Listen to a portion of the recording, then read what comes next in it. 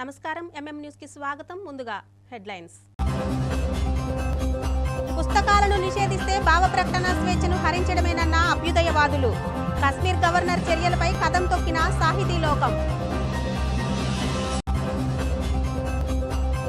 ప్రతి ఒక్కరూ ఆర్థికంగా ఎదగడమే కూటమి లక్ష్యమన్న మంత్రి కొండపల్లి. B4 విధానంపై వైసీపీ అసత్యాలు మానుకోవాలని హితవు. భారత గడ్డపై శతాబ్దం చరిత్ర ఉన్న పార్టీ భారత కమ్యూనిస్టు పార్టీయేనన్న నేతలు. ఒంగోలులో జరిగే 28వ జాతీయ సభలను విజయవంతం చేయాలని పిలుపు. జమ్మూ కశ్మీర్ చరిత్ర సమస్యలపై చర్చించే 25 పుస్తకాల మీద అక్కడి లెఫ్టినెంట్ గవర్నర్ మనోజ్ సిన్హా నిషేధం విధించడం రాజ్యాంగం ప్రసాదించిన భావ ప్రకటన స్వేచ్ఛను హరించడమేనని పలువురు కవులు, రచయితలు, అభ్యుదయవాదులు పేర్కొన్నారు. పుస్తకాల నిషేధాన్ని వ్యతిరేకిస్తూ విజయనగరం జిల్లా కేంద్ర గురజాడ గ్రంథాలయం వద్ద భావ ప్రకటన స్వేచ్ఛను కాపాడుకుందామంటూ నిరసన తెలిపారు. ఈ సందర్భంగా సాహితీ స్రవంతి రాష్ట్ర కార్యదర్శి చీకటి దివాకర్ మాట్లాడుతూ తమకు నచ్చని అభిప్రాయాలు, సంఘటనలు చరిత్రలో కనపడకూడదని, సంభాషణల్లో వినపడకూడదని భావించే నిరంకుశ ధోరణికి పరాకాష్ట కశ్మీర్ గవర్నర్ నిర్ణయమన్నారు. ఇది రాజ్యాంగ విరుద్ధమైన చర్య అని పేర్కొన్నారు. ఈ నిర్ణయం రచయితలను, మేధావులను విస్మయానికి గురిచేసిందన్నారు. పుస్తకాల్లోని మంచి చెడ్డులను గ్రహించడం, తమకున్న జ్ఞానంతో బేరీజు వేసుకోవడం పాఠకుల పని అని, ప్రజలకు నచ్చితే పుస్తకం వర్ధిల్లుతుందని, నచ్చకపోతే మూలకు చేరుతుందని తెలిపారు. తక్షణమే లెఫ్టినెంట్ గవర్నర్ తన అర్ధరహిత చర్యను ఉపసంహరించుకోవాలని డిమాండ్ చేశారు. ఈ కార్యక్రమంలో జన విజ్ఞాన వేదిక జిల్లా సభ్యులు, పలువురు అభ్యుదయవాదులు తదితరులు పాల్గొన్నారు.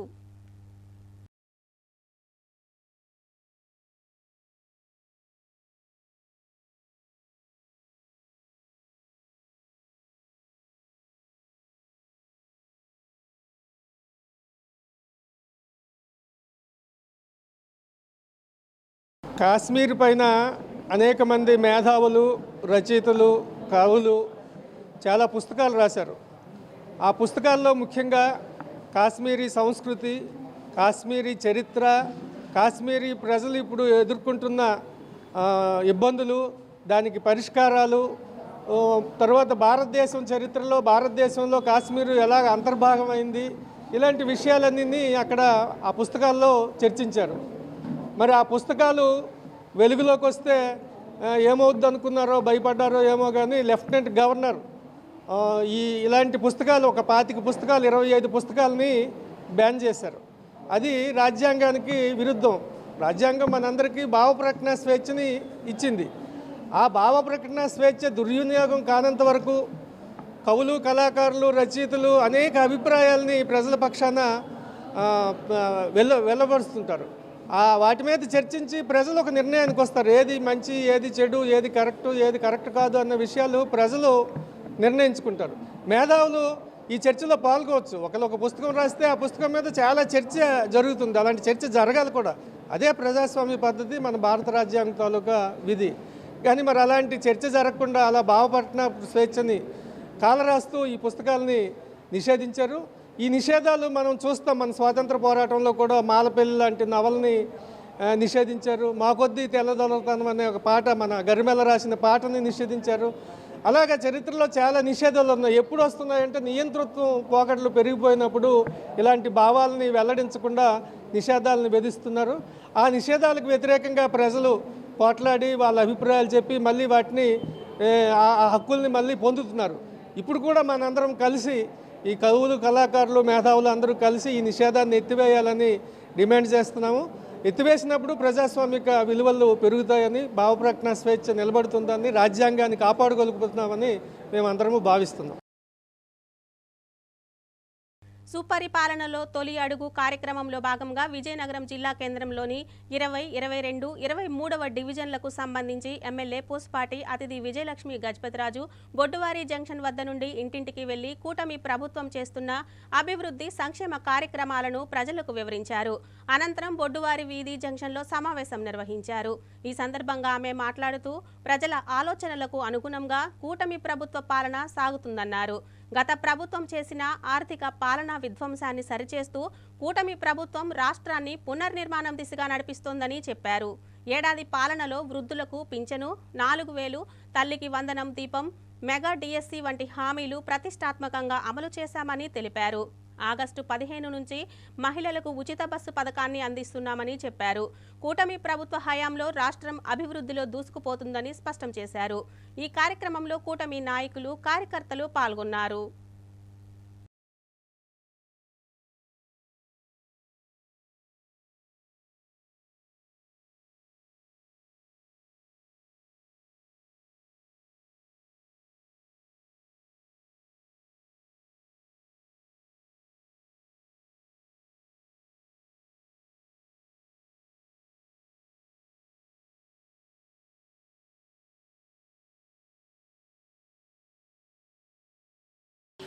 అయితే మనం చూస్తుంటే సుపరిపాలన తొలి అడుగు. మనం ఎలక్షన్ ముందు బాబు ష్యూరిటీ భవిష్యత్ గ్యారంటీ అనేది మీ అందరికీ మన ఎలక్షన్లో మనం చంద్రబాబు నాయుడు గారు ముఖ్యమంత్రి అయ్యాక మనం ఏమేం చేస్తామనేది మీ అందరికీ తెలియపరిచిన విధంగానే మనం అన్నీ కూడా హామీలు నెరవేరుస్తూ వస్తూ ఉన్నాం. మనం ఎన్టీఆర్ భరోసా పెన్షన్ అని తొలి సంతకంతో నారా చంద్రబాబు నాయుడు గారు ఒకటేసారి మీ అందరికీ 4,000 రూపాయలు అనేది పెంచారు. అదేవిధంగా ఎప్పుడైనా మన తెలుగుదేశం పార్టీ ఒక రైతుల పార్టీ, ప్రత్యేకంగా మనం రైతుల కోసం మనం నాగలి కూడా మన జెండా మీద పెట్టిన నందమూరి తారక రామారావు గారని మీ అందరికీ ఒకసారి గుర్తిస్తూ ఉన్నాను. అయితే 15 ఆగస్టు మనకి అందరికీ ఇండిపెండెన్స్ డే. ఆ రోజు మహిళల కోసం ప్రత్యేకంగా ఫ్రీ బస్ ప్రయాణం. అయితే మనం సూపర్ 6 హామీలే కాదు, మనం సూపర్ సెంచరీగా మనం కొట్టి నెరవేరుస్తున్నాం అనేది ముఖ్యంగా మీ అందరికీ తెలియజేస్తూ, సమాజ శ్రేయస్సు ఉపాధ్యాయుల బాధ్యత అని డిపిఆర్టీయు రాష్ట్ర అధ్యక్షులు డి శ్రీను అన్నారు. విజయనగరం జిల్లా కేంద్రంలోని ఉపాధ్యాయ సంఘాల ఆధ్వర్యంలో సదస్సు నిర్వహించారు. ఈ సదస్సులో ముఖ్య అతిథిగా పాల్గొన్న ఆయన మాట్లాడుతూ సమాజ నిర్మాణంలో ఉపాధ్యాయుల పాత్ర కీలకమని, పిల్లలకు విలువలతో కూడిన విద్య అందించడం అవసరమని తెలిపారు. తరగతి గదిలో ఉపాధ్యాయుడు అనేక సమస్యలు ఎదుర్కొంటున్నారన్నారు. వారి సమస్యల పరిష్కారానికి ప్రభుత్వం చొరవ చూపాలని సూచించారు. అదేవిధంగా అనుభవం లేని స్కూల్ అసిస్టెంట్స్ను ఎంఈఓలుగా నియమించడం అసమంజసంగా ఉందన్నారు. తక్షణమే ప్రభుత్వం వారి స్థానంలో హైస్కూల్ ప్రధాన ఉపాధ్యాయ స్థాయిలో ఉన్న వారిని నియమించాలని డిమాండ్ చేశారు. ఉపాధ్యాయులు ఎదుర్కొంటున్న బకాయిలు, పని ఒత్తిడి వంటి సమస్యల పరిష్కారానికి కృషి చేస్తారని తెలిపారు. వరిస్సాలో సేవాదల్ శాఖ ఏర్పాటు చేసినట్లు పేర్కొన్నారు. ఈ సదస్సులో ఏపీజీఈఏ జిల్లా అధ్యక్షుడు కె వెంకటరమణ, ఇతర జిల్లాల సభ్యులు పాల్గొన్నారు.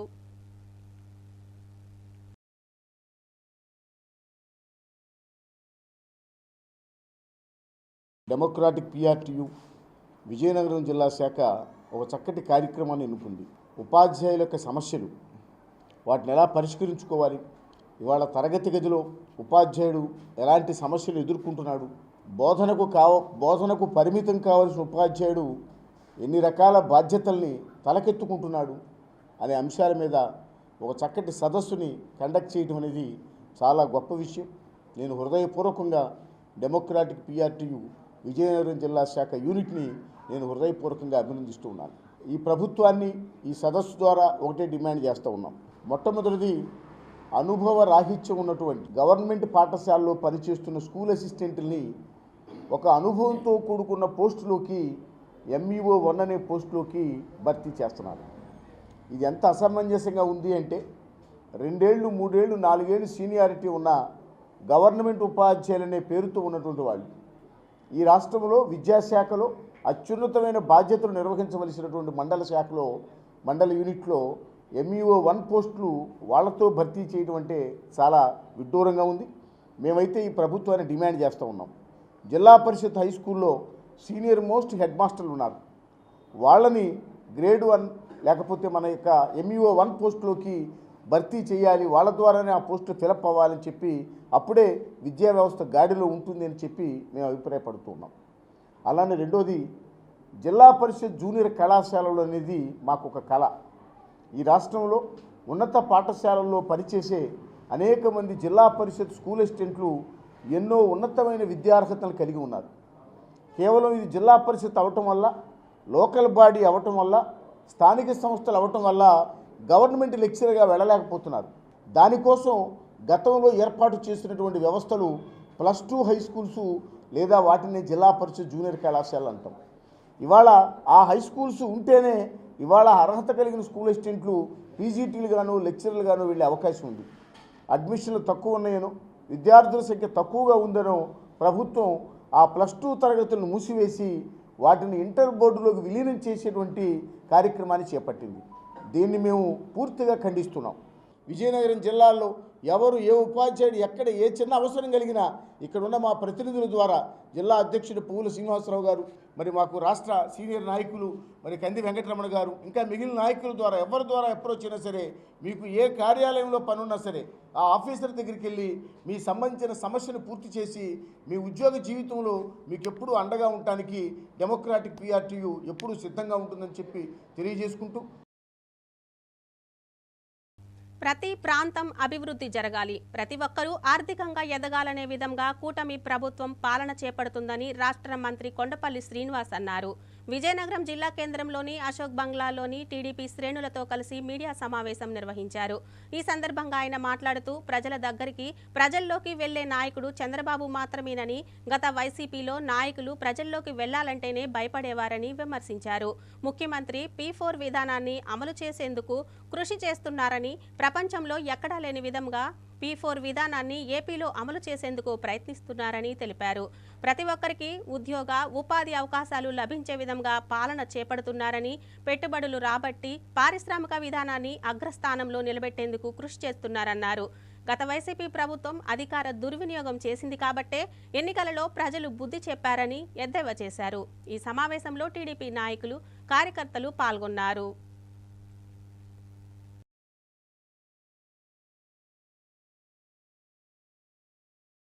గౌరవ ముఖ్యమంత్రి గారి నాయకత్వం మీద గడిచిన సంవత్సర కాలంలో రాష్ట్రానికి పెట్టుబడులు తీసుకురావడంలో కానీ, వెళ్ళిపోయినటువంటి పెట్టుబడులు మళ్ళీ పిలిపించి మాట్లాడి తీసుకురావడంలో కానీ, గ్రామీణ ప్రాంతంలో అభివృద్ధి కలవరచడం కానీ, స్కూల్స్ని బాగు చేయడంలో కానీ, స్కూల్స్ తాలూకు అభ్యున్నతికి, పిల్లల అభ్యున్నతికి ఏ రకంగా చేయాలన్నా కానీ, ఇవన్నీ సంవత్సర కాలంలో చేయడం జరిగింది. P4 విధానాన్ని కూడా అమలు చేయడానికి ఏ రకంగా చేయాలన్న దాని మీద కూడా గౌరవ ముఖ్యమంత్రి గారు కార్యక్రమం చేస్తున్నారు. ఈరోజు ప్రపంచంలో ఎక్కడా లేదు P4 విధానం. చాలామందికి విధి విధానాలు తెలియదు. కానీ గౌరవ ముఖ్యమంత్రి గారి ఆలోచన ముందు భవిష్యత్తును దృష్టిలో పెట్టుకొని 30 సంవత్సరాల క్రితం ఐటీ గురించి చెప్తే అపోజిషన్ వారు హేళన చేశారు. ఈరోజు హైదరాబాదు ప్రపంచంలోనే ఒక ఉన్నతమైన స్థితి ఉన్నటువంటి నగరం. అది దేశంలో పెర్ క్యాపిటల్ ఇన్కమ్ ఎక్కడెక్కడ వస్తుందంటే అది Hyderabad. Average per capital income దేశంలో ఎక్కడ ఉందంటే highest average per capital income 10 లక్షల పెర్ క్యాపిటల్ ఇన్కమ్ హైదరాబాద్ నగరం. ఆ నగరాన్ని నిర్మించి 30 సంవత్సరాల క్రితం ఆయన కార్యాచరణ చేశారు కాబట్టి ఈరోజు ఆ నగరం ఆ రకంగా తయారైంది. భవిష్యత్తులో ఆంధ్రప్రదేశ్ రాష్ట్రం ఎలా ఉండాలి అనే రాష్ట్రాన్ని మొత్తం కూడా డివిజన్స్ కింద డివైడ్ చేసుకొని ప్రతి డివిజన్లో కూడా అభివృద్ధి చెందాలి, ప్రతి డివిజన్లో కూడా ఎంప్లాయ్మెంట్కి అవకాశాలు రావాలి, లేకపోతే పారిశ్రామికలు పెట్టుకోవడానికి వాళ్ళకి ఇన్ఫ్రాస్ట్రక్చర్ ఇవ్వాలి అనేది ప్రధానంగా ఆయన ఒక డివిజన్ చేసుకొని రాష్ట్రాన్ని అంతా కూడా అభివృద్ధి బాటలో తీసుకెళ్తూ అమరావతిని కూడా క్యాపిటల్ కూడా ఎవరికి తక్కువ లేకుండా మన రాష్ట్రానికి కూడా ఒక అద్భుతమైన క్యాపిటల్ ఉంది, భవిష్యత్తులో అది కూడా ఒక పెద్ద క్యాపిటల్ అవ్వబోతుంది అనే దాని మీద ఎక్సైజ్ చేస్తూ ఈరోజు రాష్ట్రాన్ని ఏకతాటిగా పరిపాలన చేస్తున్నారు. మరి అలాంటి తరుణంలో నిన్న బొత్స సత్యనారాయణ గారు ఏవో విమర్శలు చేస్తున్నారు. ఆయన ఏదో పరిపాలన గురించి హేళన చేసే పరిస్థితి కనిపిస్తుంది. గత ప్రభుత్వంలో ఈ మధ్య మనం ఎక్కువ ప్రెస్ మీట్లు చూస్తున్నాం ఆయనవి. గతంలో అధికారంలో వాళ్ళు ఉన్నప్పుడు, ఆయన మంత్రిగా వ్యవహరిస్తున్నప్పుడు అసలు ఎన్నిసార్లు ప్రెస్ మీట్ పెట్టారు? అసలు ఆయనకు మాట్లాడేదానికి ఆయన ప్రభుత్వం అవకాశం ఇచ్చిందా? ఎవరో విజయసాయి రెడ్డి వచ్చి ఉత్తరాంధ్ర గురించి మాట్లాడడం విన్నాం, కానీ ఎప్పుడైనా ఈయన వచ్చి మాట్లాడడం విన్నావా? ఈరోజు ఆయన ఏదో ముందుని పెట్టి ఆయనతో మాట్లాడిస్తున్నారేమో కానీ, బట్ అసలు ఆయనకి నిజంగా గత ప్రభుత్వంలో ఆయన ఇంపార్టెన్స్ ఏంటి? ఆయన ఎక్కడ పనిచేశారు? మన ఉత్తరాంధ్ర అభివృద్ధి పట్ల ఆయన పని చేయగలిగారు. ఈరోజు స్పీకర్ గారు ఆయన మీద ఒక అపవాదం వేస్తే, గంటా శ్రీనివాస్ గారు స్పీకర్ గారి మీద, ఆయన వెంటనే రియాక్ట్ అయ్యి గవర్నర్ గారికి లేఖ రాసి నా మీద దర్యాప్తు చేయండి అని చెప్పి దాని మీద ఇష్యూ మీద చెప్పారు. That is what the leader. అది లీడర్షిప్. ఆ లీడర్షిప్లో ఆయన ఖచ్చితం నేను తప్పు చేయలేదు, మీరు దర్యాప్తు చేసుకోండి అని ఆయన చెప్పగలిగారు. గతంలో మీ మీద కూడా చాలా ఆరోపణలు వచ్చాయి, బొత్స సత్యనారాయణ గారి మీద. ట్రాన్స్ఫర్స్ ఇష్యూస్ అవ్వచ్చు, బైజూస్ ఇష్యూస్ అవ్వచ్చు, ట్యాబ్స్ ఇష్యూస్ అవ్వచ్చు, లేకపోతే ఎడ్యుకేషన్ రంగంలో చాలా ఆరోపణలు వచ్చాయి ఆయన వ్యవహరించినటువంటి మంత్రి శాఖలో. మరి ఆయన ఎందుకు దర్యాప్తు చేయమని రాయలేకపోయారు? అది చేయకుండా ఏదో ప్రభుత్వం మీద మచ్చ చేసుకొని ఏదో తప్పుడు మాట్లాడితే ప్రజలు ఎవరు నమ్మబోరు. 25 నుంచి 30 సంవత్సరాలు ఈ విజయనగరం జిల్లాలో మీరు లీడర్షిప్ చేశారు, మీరు మీ కుటుంబ సభ్యులు. మీరు మీ కుటుంబ సభ్యుల్ని నాయకులు కింద తయారు చేసుకున్నారు, కానీ విజయనగరం ప్రాంతాన్ని అభివృద్ధి చేయడంలో కూడా మీరు విఫలమయ్యారన్న సంగతి నేను తెలియజేసుకుంటున్నాను. ఒక అపోజిషన్లో ఉన్నారు కాబట్టి ఏదో మాట్లాడాలి కాబట్టి మాట్లాడే ప్రస్తుతానికి ప్రెస్ మీట్ పెట్టడం ఎంతవరకు భావ్యో మీరే అర్థం చేసుకోవాలని తెలియజేసుకుంటున్నాను. ఇప్పుడు కాసేపు విరామం.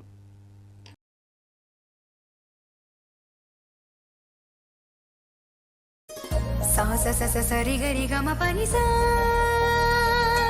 నిరి స నిరి స నిరి సా ని ద మా గరి స రి గమ.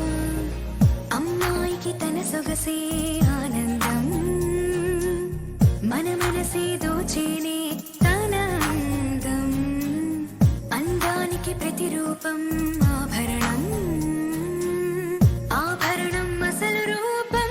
Govinda jewelleries, Govinda jewelleries, Govinda jewelleries, Govinda jewelleries. సాంప్రదాయ స్వర్ణాభరణాలకు పుట్టినిల్లు మా గోవింద జ్యువెలరీస్.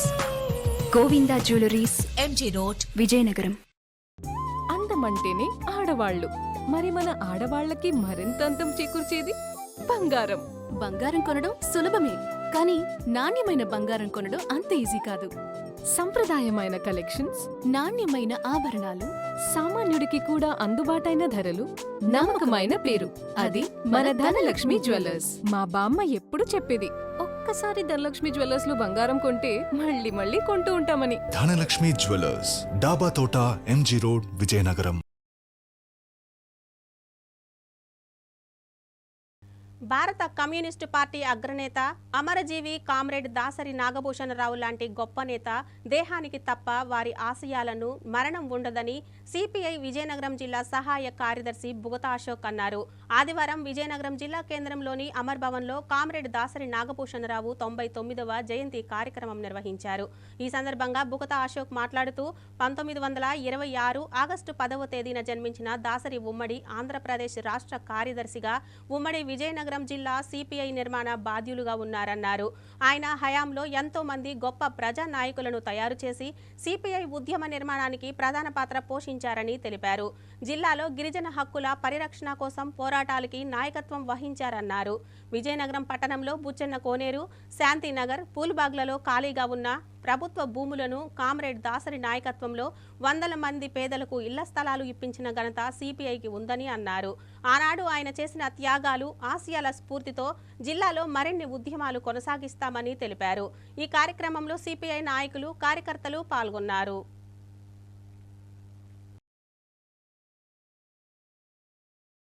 కామ్రేడ్ దాసరి నాగభూషణరావు గారు 1926 ఆగస్టు 10వ తారీఖున కృష్ణా జిల్లాలో జన్మించారు.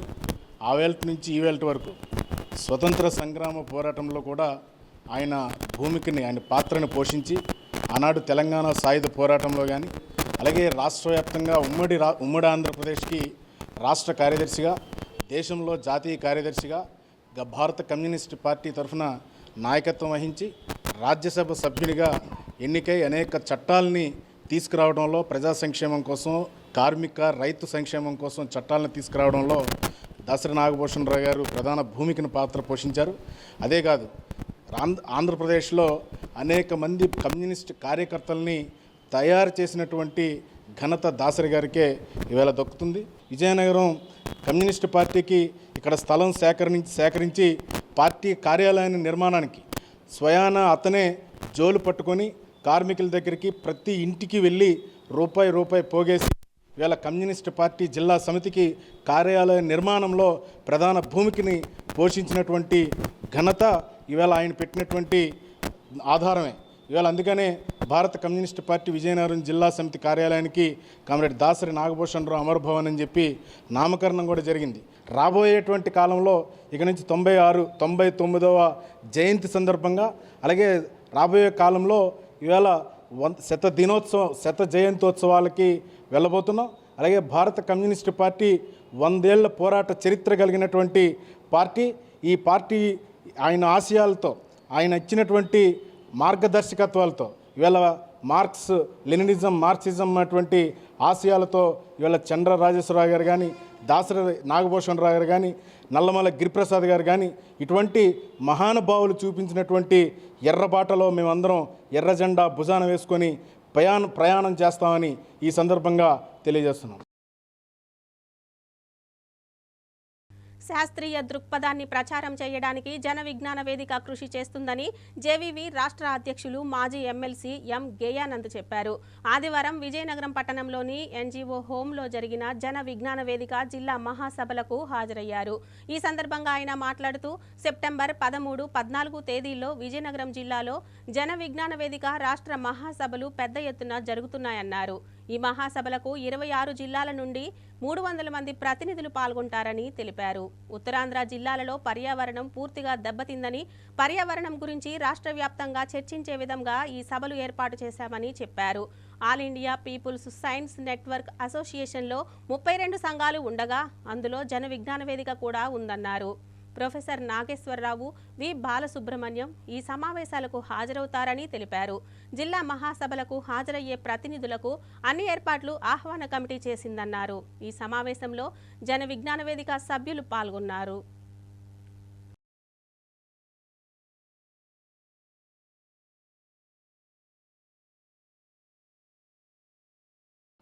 జన విజ్ఞాన వేదిక రాష్ట్ర మహాసభలు సెప్టెంబర్ 13, 14 తారీఖుల్లో విజయనగరంలో జరుగుతున్నాయి. ఈ మహాసభలను జయప్రదం చేయడానికి పెద్ద ఎత్తున ఏర్పాట్లను, సన్నాహాలను ఇక్కడున్న స్థానిక జన విజ్ఞాన వేదిక జిల్లా కమిటీ, అదేవిధంగా ఆహ్వాన సంఘం రెండు కలిపి పెద్ద ఎత్తున చేస్తున్నారు. అయితే మహాసభలు విజయనగరంలో పెట్టడానికి ఒక ముఖ్యమైన కారణం ఉంది. ఈరోజు పర్యావరణం అనేది పెద్ద ఎత్తున ఉత్తరాంధ్రలో సమస్యగా మారుతుంది. కాబట్టి పర్యావరణ సమస్యను, ఉత్తరాంధ్ర సమస్యలను రాష్ట్ర వ్యాప్తంగా చర్చనీయాంశం చేయటానికి, ప్రభుత్వం దృష్టికి తీసుకురావడానికి ఈ మహాసభల్లో మేము విజయనగరంలో జరుపుతూ ఉన్నాం. అభివృద్ధి అంటే ఏమిటి అంటే ప్రభుత్వానికి ఒక నిర్వచనం ఉంది. అభివృద్ధి అంటే పెద్ద పెద్ద ఫ్యాక్టరీలు, లేకుంటే పెద్ద పెద్ద రియల్ ఎస్టేట్లు, లేకుండా ఉంటే పెద్ద పెద్ద ప్రాజెక్టులు, ఇదే అభివృద్ధి అని చెప్పి రాష్ట్ర ప్రభుత్వం భావిస్తూ ఉంది. కానీ నిజానికి అభివృద్ధి అంటే ప్రకృతిని కాపాడుకోవడం, ప్రకృతితో సమతుల్యం సాధించడం, సాధారణమైన ప్రజలకు, పేద ప్రజలకు వాళ్ళ యొక్క అవసరాలు తీరడం, ఇదే అభివృద్ధి అంటే. ఈ అభివృద్ధి మీద చర్చ కూడా విజయనగరం రాష్ట్ర మహాసభలో మేము చేయబోతూ ఉన్నాం. నిజానికి అభివృద్ధికి తూనికలు ఏమిటి, అభివృద్ధిని ఎట్లా మెషర్ చేస్తారు, ఎట్లా తూకం వేస్తాము, ఎట్లా దాన్ని లెక్క వేస్తాం అనే అంశం మీద ఒక ఉపన్యాసం మా పీడిఎఫ్ ఫ్లోర్ లీడర్గా ఉన్న మాజీ ఎమ్మెల్సీ లక్ష్మణరావు గారు దాని మీద ఉపన్యాసం చేయబోతున్నారు. పర్యావరణం మీద, అదేవిధంగా సంస్కృతి మీద మాట్లాడటానికి ఉత్తరాంధ్రలో ఉంటున్న మా నాయకులు, తర్వాత ఉత్తరాంధ్ర ఎమ్మెల్సీగా పనిచేశారు ఎంవీఎస్ శర్మ గారు, ఆయన మాట్లాడబోతున్నారు. అదేవిధంగా ఈ మహాసభను ప్రారంభించడానికి మేము all India people science network అనేది దేశవ్యాప్తమైన ఒక సైన్స్ ప్రచార సంఘాలతో కూడిన సంస్థ. అది దేశంలో ఉంటున్న 32 సంస్థలు అందులో భాగస్వాములుగా ఉన్నాయి. జన విజ్ఞాన వేదిక కూడా ఆల్ ఇండియా పీపుల్ సైన్స్ నెట్వర్క్లో భాగస్వామిగా ఉంది. All India people science network general secretary Shrimati Asha Mishra ఈ మహాసభను ప్రారంభించడానికి మధ్యప్రదేశ్ నుంచి వస్తున్నారు. అదేవిధంగానే మనందరికీ సుపరిచితులు, ప్రఖ్యాత విశ్లేషకులు ప్రొఫెసర్ నాగేశ్వర్ గారు, వారు కూడా మహాసభలో ఒక ముఖ్యోపన్యాసం చేయడానికి, ఇనాగ్రల్ సెషన్లో ముఖ్యోపన్యాసం చేయడానికి ప్రొఫెసర్ నాగేశ్వర్ వస్తున్నారు. కాబట్టి ఇది ఒక ముఖ్యమైన సంఘటనగా మేమందరం భావిస్తున్నాము. విజయనగరం జిల్లా ప్రజలు కూడా దీన్ని ఒక ముఖ్యమైన సంఘటనగా వాళ్ళు తీసుకున్నట్టు మాకు తెలుస్తూ ఉంది. వాళ్ళందరూ కూడా చాలా శ్రద్ధగా, చాలా ఆసక్తిగా, అదేవిధంగా దీనికి తోడ్పాటును అందిస్తున్నారు అని చెప్పి ఇక్కడ స్థానికంగా ఉన్న జన విజ్ఞానిక జిల్లా నాయకులు మాకు చెప్తున్నారు. వాళ్ళందరికీ కూడా విజయనగరం జిల్లా ప్రముఖులకు, అదేవిధంగా ప్రజలకు, అదేవిధంగా మీడియా మిత్రులకు అందరికీ నేను శుభాకాంక్షలు తెలియజేస్తున్నాను. దేవుని కొరకు, దేశం కొరకు ఫ్రీడమ్ ఇన్ క్రైస్ట్ అనే కార్యక్రమాన్ని స్వాతంత్ర దినోత్సవాన్ని పురస్కరించుకొని ఆగస్టు 15న యేసు ప్రేమాలయంలో క్విజ్ మరియు పాటల పోటీలను నిర్వహిస్తామని క్రైస్తవ మత ప్రచారకుడు రవికుమార్ అన్నారు. ఆదివారం విజయనగరం జిల్లా కేంద్రంలోని అంబటి సత్రం వద్ద ఉన్న యేసు ప్రేమాలయంలో మీడియా సమావేశం నిర్వహించారు. ఈ సందర్భంగా ఆయన మాట్లాడుతూ దేశంలో నిరంతరం శాంతి నెలకొల్పాడాలి అని సంకల్పంతో ఆగస్టు 15న ప్రముఖ బోధకుడు, సంగీత దర్శకుడు జూన్ గిడియన్ ఆధ్వర్యంలో ప్రత్యేక ప్రార్థనలు నిర్వహిస్తామని తెలిపారు. అదేవిధంగా 3 జిల్లాలకు సంబంధించి యువతకు క్విజ్ మరియు పాటల పోటీలను నిర్వహిస్తామన్నారు. ఈ పోటీలలో గెలుపొందిన వారికి ప్రథమ, ద్వితీయ, తృతీయ కన్సోలేషన్ బహుమతులు 3,000, 2,000, 1,000 రూపాయలుగా నిర్ధారించామన్నారు. కావున యువతరం ఈ పోటీలలో పాల్గొని స్వాతంత్ర దినోత్సవ వేడుకలలో పాలుపంచుకోవాలని పిలుపునిచ్చారు. ఈ కార్యక్రమంలో చర్చి ప్రతినిధులు పాల్గొన్నారు. యూత్ ఫర్ జీసస్ టీం యూత్ని అంతటిని సమీకరించి యూత్ అనేది కేవలం కాలక్షేపం కోసం కాదు, ఆ యవన దశ మంచిది గనుక దేవుని కొరకు, దేశం కొరకు అనే ఒక నినాదంతో ఈ కార్యక్రమాన్ని ఏర్పాటు చేసి ఉన్నారు. ఇండిపెండెన్స్ డే రోజున ఫ్రీడమ్ ఇన్ క్రైస్ట్ అనే మా నినాదంతో వారు స్టార్ట్ చేశారు. ఇందులోని 3 జిల్లాల నుంచి యవనస్తులను ఆహ్వానించారు. వారందరూ రాబోతున్నారు. అలాగే అందరినీ ప్రేమపూర్వకంగా ఆహ్వానించున్నాం. మరి ముఖ్యంగా ఇందులోని కాంపిటీషన్స్ ఏర్పాటు చేశారు. అందులోని నెహెమియా ఎస్తేర్ 2 గ్రంథాలపైన యూత్ కాంపిటీషన్ ఉంటుంది. 2 యవనస్తులకి, ఒకటి గర్ల్స్కి, ఒకటి బాయ్స్కి. కనుక అందులో కాంపిటీషన్లో విన్ అయిన వారికి సర్టిఫికేట్లు, అలాగే మెమోటోస్తో పాటుగా వారికి first prize 3,000, second prize 2,000, third prize 1,000తో పాటుగా కన్సలేషన్స్ ఇవ్వబోతున్నారు. అలాగే సింగింగ్ కాంపిటీషన్ ఉంటుంది. యవనస్తులందరినీ ప్రేమతో ఆహ్వానిస్తున్నాం. ఇది కుల మతాలకు అతీతంగా అందరినీ ప్రేమతో ఆహ్వానిస్తున్నాం. ఆగస్టు 15వ తారీఖున మా యొక్క యేసు ప్రేమాలయం అంబటి సత్రం మెయిన్ బ్రాంచ్ నందు యూత్ ఫర్ జీసస్ వారి ద్వారా యూత్ రిట్రీట్ నిర్వహించున్నాం. ఆ యొక్క కార్యక్రమం యొక్క ముఖ్య ఉద్దేశం ఏమిటంటే మన దేశం కొరకు ప్రార్థించాలనే అటువంటి ముఖ్య ఉద్దేశంతో ఇటు కార్యక్రమాన్ని మేము నిర్వహించున్నాం. క్రైస్తవ్యంలో చిన్ననాటి నుండే సండే స్కూల్ నిర్వహించి మేము వాక్యాలు నేర్పిస్తూ ఉంటాం, మారల్ వాల్యూస్ పెంచుతూ ఉంటాం, ఇమ్మారాలిటీని తీసేస్తూ ఉంటాం. అదేవిధంగా రిలీజియస్ టాలరెన్స్ ఉన్నటువంటి దేశం మనది. అంటే ఒక మతాన్ని మరొక మతము గౌరవించాలి. ఆ రకంగా అందరూ సహకరించినప్పుడే మనము యూనిటీ ఇన్ డైవర్సిటీగా ఉండగలం. కావున మేము కులానికి అతీతంగా, మతానికి అతీతంగా ఆ రోజు జరగనటువంటి కార్యక్రమానికి అందరినీ ఆహ్వానించుతా ఉన్నాం.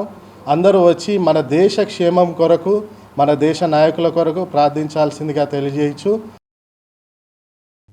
భారత గడ్డపై 100 ఏళ్ల సుదీర్ఘ ప్రజా, రైతు, శ్రామిక వర్గ పోరాటాల చరిత్ర కలిగిన ఏకైక పార్టీ భారత కమ్యూనిస్టు పార్టీ అని సిపిఐ జిల్లా కార్యదర్శి ఒమ్మి రమణ, జిల్లా సహాయ కార్యదర్శులు బుగత అశోక్, అలమండ ఆనందరావులు తెలిపారు.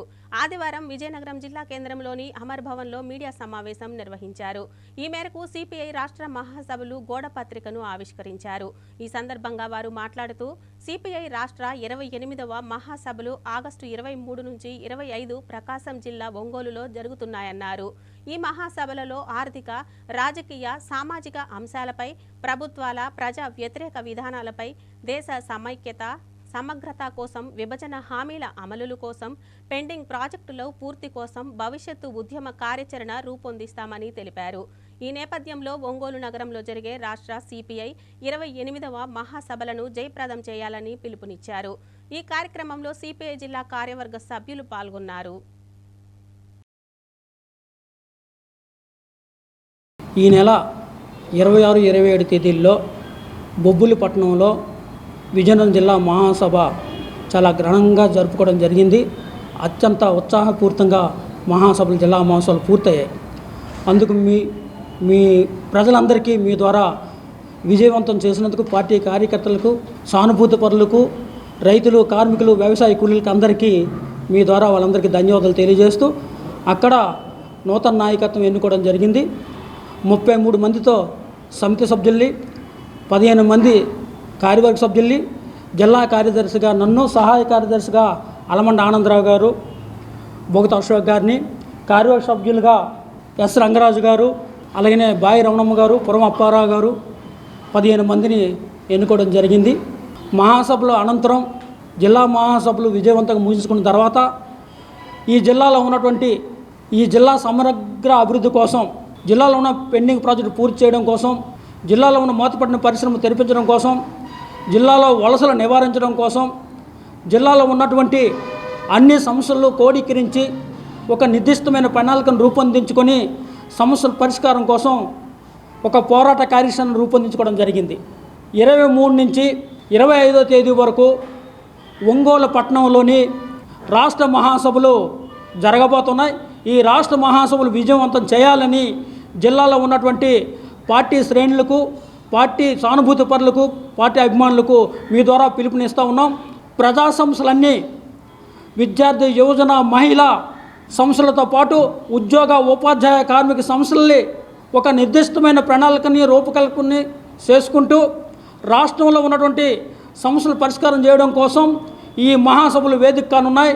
రాష్ట్ర మహాసభల అనంతరం రాష్ట్ర వ్యాప్తంగా 26 జిల్లాల్లోని సిపిఐ పార్టీ శ్రేణులు ప్రజల పక్షాన కూటమి ప్రభుత్వం ఇచ్చిన హామీలు ఏవైతే ఉన్నాయో అవి అమలు చేయించుకోవడం కోసం, కూటమి ప్రభుత్వం ఇచ్చిన హామీలు అమలు చేయకపోతే అవసరమైతే మెడలు వంచి అమలు చేయించడం కోసం ఒక పోరాట కార్యాచరణ రూపొందించుకొని ముందుకు పోవడం కోసం ఈ మహాసభలు దోహదపడతాయని మీ ద్వారా ప్రజలందరికీ విజ్ఞప్తి చేస్తా ఉన్నాను. కామ్రేడ్స్, భారత కమ్యూనిస్ట్ పార్టీ సిపిఐ దేశవ్యాప్తంగా ప్రతి గ్రామంలో పల్లెలో కూడా గ్రామ శాఖలు ఏర్పాటు చేసుకొని రానున్న భవిష్యత్తు భావితరాల కోసం ఉద్యమ పోరాటాలకై స్ఫూర్తితో గ్రామ శాఖ మహాసభల నుంచి మొదలుకొని మండల, జిల్లా, నియోజకవర్గ, రాష్ట్ర, జాతీయ మహాసభలకు పిలుపునివ్వడం జరిగింది. అందులో భాగంగానే ఈ నెల 23 నుంచి 25 వరకు ఒంగోలులో జరగబోయేటువంటి రాష్ట్ర మహాసభలను జయప్రదం గావించడానికి విజయనగరం జిల్లా సమితి ఈ జిల్లాలో ఉన్నటువంటి కార్యకర్తలకు, నాయకులకు, సానుభూతి పరులకు అందరికి కూడా పిలుపునివ్వడం జరిగింది. ముఖ్యంగా చూసుకుంటే ఈ రాష్ట్రంలో కూటమి ప్రభుత్వం అధికారంలోకి వచ్చిన తర్వాత విజయవాడలో లెనిన్ సెంటర్ని ఎత్తివేయాలి, లెనిన్ తాలూకా విగ్రహాన్ని కూర్చాలని చెప్పేసి ఈనాడు కొత్తగా వచ్చినటువంటి ఏదైతే మాధవన్ బీజేపీ అధ్యక్షుడు పెద్ద ప్రగల్భాలు పలుకుతూ ఉన్నాడు. నేను ఒకటే చెప్తా ఉన్నాను సమాధానం, పేరు మార్చడం కాదు, ముందుగా మీ తీరు మార్చుకోండి. మీ తీరు మార్చుకొని ప్రజలకు ఈ రాష్ట్రానికి ఏం అవసరమై ఉన్నాయో వాటి మీద దృష్టి పెట్టండి. రాష్ట్ర అభివృద్ధికే ఆలోచన చేయండి. ఈ రాష్ట్రంలో ఇప్పటికే కోట్లాది రూపాయల అప్పులు పాలై ఒకవైపు నుంచి రాజధాని లేదు, మరొక నుంచి అభివృద్ధి లేదు, నిరుద్యోగులు లేవు. ముఖ్యంగా యువకులు మోసం చేస్తూ పరిపాలన చేస్తున్నట్టు ఈ కూటమి ప్రభుత్వంలో భాగస్వామైనటువంటి పవన్ కళ్యాణ్ కూడా మీ శంఖనాకి మీతో కలిసి వచ్చినాడు కదా. మరి అతను ఏ రాగం పెట్టుకొని అధికారంలోకి వచ్చాడు? సెగవేర బొమ్మలు పెట్టుకొని, సెగవేర బట్టలు వేసుకొని, సెగవేర వ్యాసాలు వేసుకొని వచ్చినటువంటి ఆయన్ని కూడా మీరు ఏ విధంగా మీ కూటమిలో కలుపుకున్నారు? అంచేత నేను మాధవన్ గారికి ఒకటే హెచ్చరిక చేస్తాను, ఈ రాష్ట్రంలో కావాల్సిన అభివృద్ధికి అవసరమైనటువంటి నిధులు కేంద్ర ప్రభుత్వం ఇప్పటికీ కూడా, ఈరోజు ఆంధ్రప్రదేశ్ లేకపోతే కేంద్ర ప్రభుత్వం లేదని చెప్పేసి గట్టిగా ఈ సందర్భంగా చెప్పదలుచుకున్నాం. మరి అట్టి పరిస్థితుల్లో ఈరోజు ఒక్క రూపాయి రాష్ట్ర అభివృద్ధి కోసం ఏమైనా ఇచ్చారా? ఇవ్వలేదు. ఈ సందర్భంగా మీ ద్వారా ప్రజలకు, ముఖ్యంగా పెద్దలకు, మరి అనేక మందికి, 50 మంది కూడా విజ్ఞప్తి చేస్తూ సెలవు తీసుకున్నాం. వార్తలు ముగించే ముందు హెడ్లైన్స్ మరోసారి చూద్దాం. పుస్తకాలను నిషేధిస్తే భావ ప్రకటన స్వేచ్ఛను హరించడమేనన్న అభ్యుదయవాదులు. కశ్మీర్ గవర్నర్ చర్యలపై కదం తొక్కిన సాహితీ లోకం. ప్రతి ఒక్కరూ ఆర్థికంగా ఎదగడమే కూటమి లక్ష్యమన్న మంత్రి కొండపల్లి. B4 విధానంపై వైసీపీ అసత్యాలు మానుకోవాలని హితవు. భారత గడ్డపై శతాబ్దం చరిత్ర ఉన్న పార్టీ భారత కమ్యూనిస్టు పార్టీయేనన్న నేతలు. ఒంగోలులో జరిగే 28వ జాతీయ సభలను విజయవంతం చేయాలని పిలుపు. MM న్యూస్ సమాప్తం. నమస్కారం.